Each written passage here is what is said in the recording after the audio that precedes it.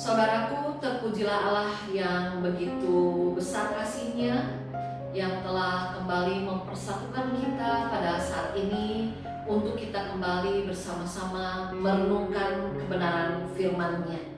Saudara, pada perjumpaan kali ini saya mengajak kita bersama membuka kitab Amsal pasal yang ke-31, ayatnya yang ke-10 dan ayatnya yang ke-30. Jadi hanya memang 2 ayat ya.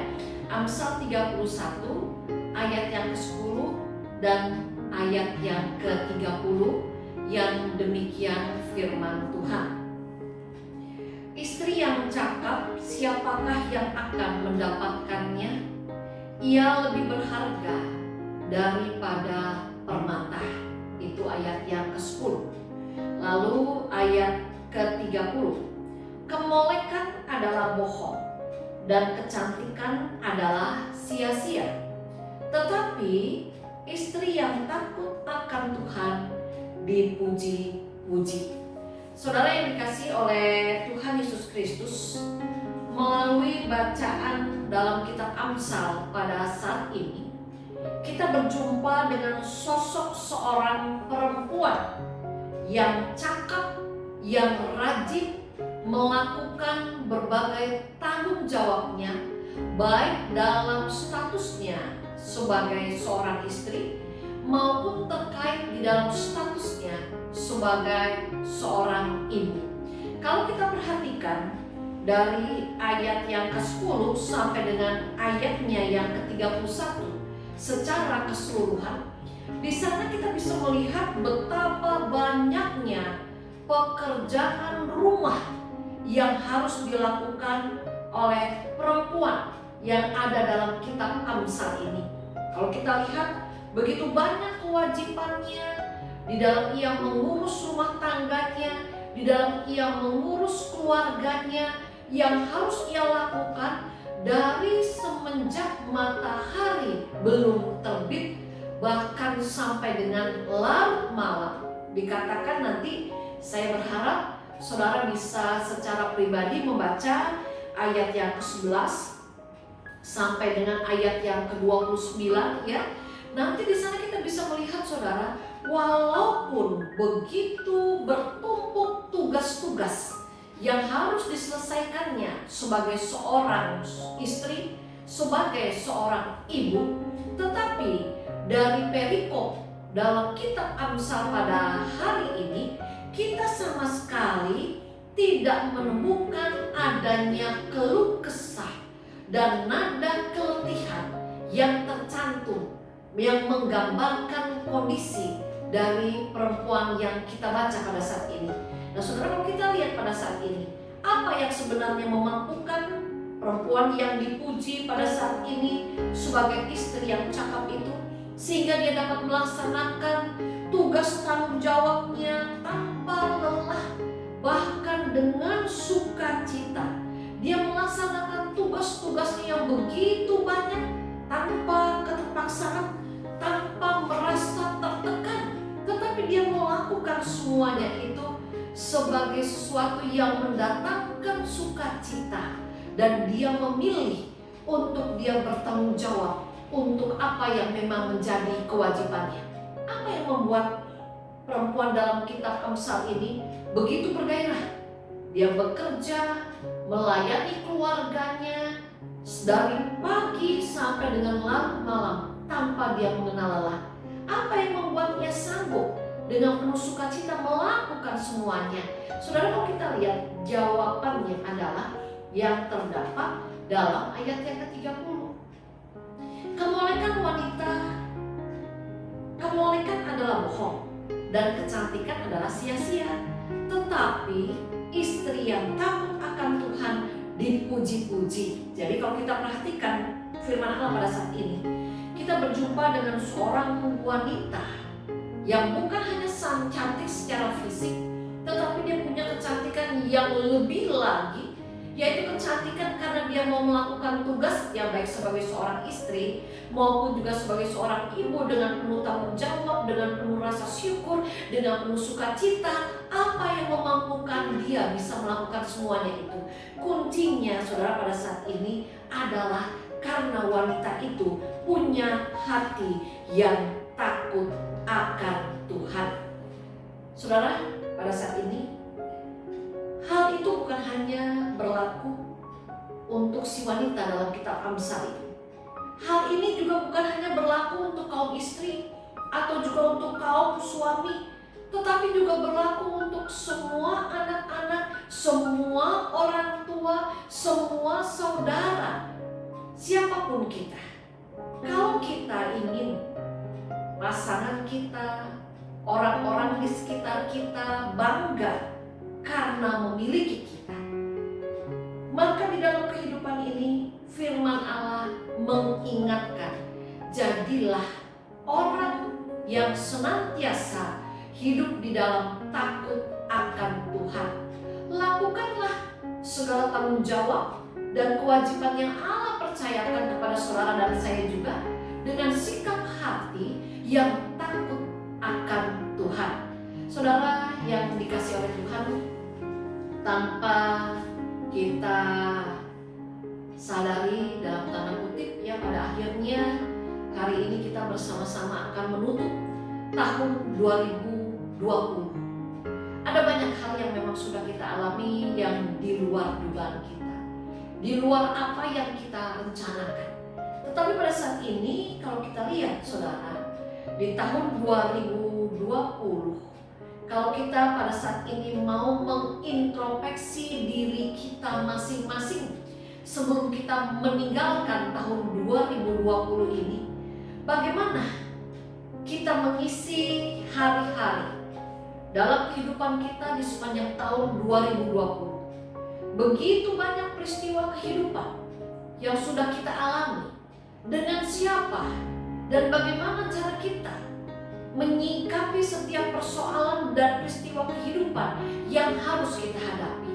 Apakah selama ini saya dan juga saudara sudah mengisi hari-hari di sepanjang tahun 2020 ini dengan sikap takut akan Tuhan? Apakah saya dan juga saudara selama tahun 2020 ini kita melewati, kita menghadapi setiap persoalan yang ada juga dengan sikap hati yang takut akan Tuhan? Saudara, pada saat ini mungkin saya dan saudara tiba pada kesadaran, oh iya ya, rupanya tahun 2020 itu banyak yang saya lewati tanpa saya memiliki hati yang takut akan Tuhan. Oh iya ya, banyak peristiwa di tahun 2020 yang saya harus hadapi, yang saya harus selesaikan tanpa saya punya sikap takut akan Tuhan.